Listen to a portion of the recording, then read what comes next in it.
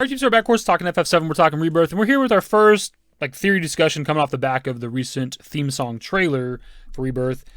Admittedly, I don't have the full details on this theory. I've just seen it in my comments, and it's about our characters sharing a consciousness through both timelines, right? So we've seen, obviously, our main group is doing the FF7 story with Cloud and everybody, and then we have what appears to be Zack's timeline where things are fucked up, right? Where there's just Big surviving apparently.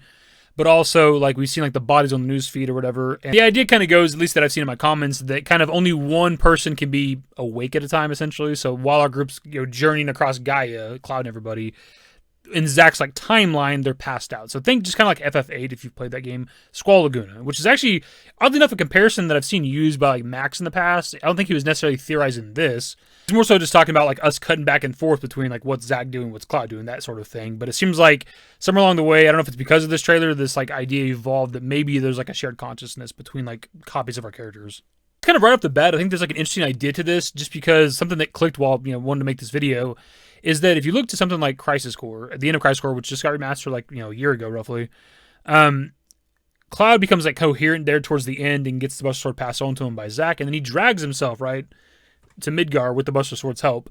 Whereas if you look to, the end of Remake and kind of all the scenes we've got with Zack so far in the trailers, he's having to literally drag Cloud's, unconscious body the entire way, right? Which is very different from at least what we get at the end of Crisis Core. So there is, this almost precedent that, Cloud's almost entirely unconscious, which is a little bit different to what you get at the end of Crisis Core, right?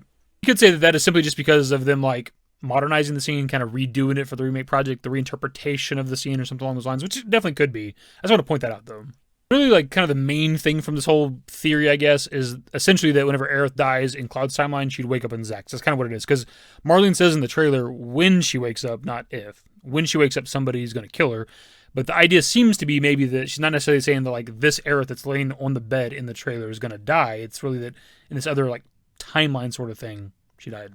Since I don't really have, the full details on this theory, again, I don't even know where it originates from, I'm just going to look at some of the comments you guys have left on the last, couple of videos, because this has been in the comments of my videos since, the reaction video dropped. The day the trailer came out, people were already theorizing this, which is kind of interesting.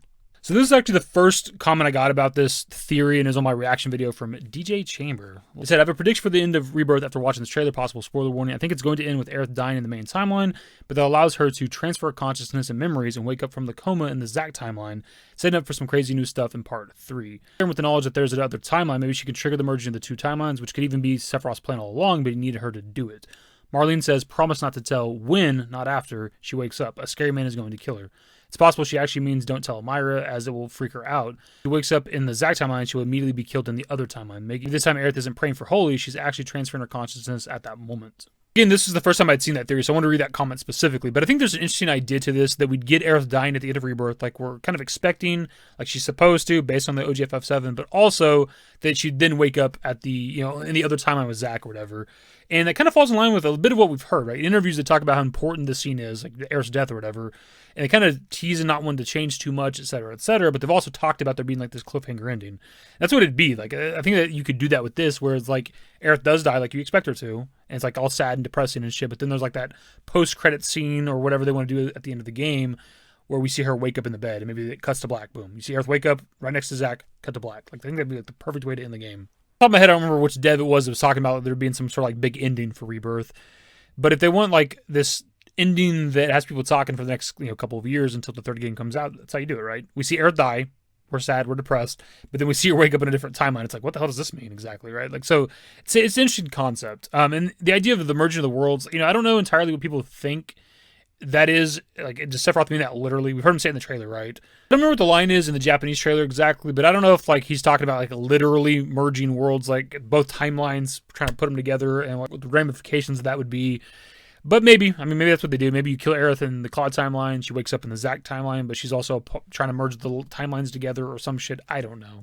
Here's just another comment about this. I like the theory I heard where if Aerith dies in Cloud's timeline, she wakes up in Zack's timeline. The Aerith praying will die in the same manner as the OG. Post-credits, sleeping Aerith wakes up with the conscience of the Aerith that died. So we already kind of talked about that a bit with the first comment, but this idea that Aerith dies in OG timeline, wakes up in Zack's timeline, but has all the knowledge she had from the OG timeline, it's kind of an interesting idea. Like, I don't know what she would do from there. Maybe try to get back to her timeline, try to fix the timeline. We know that Zack's in this like doomed world potentially with that rift in the sky that he's scared of. Maybe she wakes up there and can help Zack not die this time, like, or they could just live happily ever after in this other timeline. I don't know what you do exactly, right?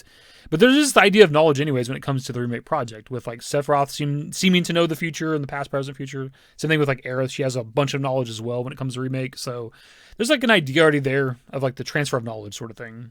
So here we have another kind of interesting spin on this theory. I believe I've cracked the code, but may have spoiled it for myself. A few things. First, one timeline. Second, when the explosion happened with Zack's last stand, he got brought to current time, i.e. end of remake, before the final assault killed him off was able to happen.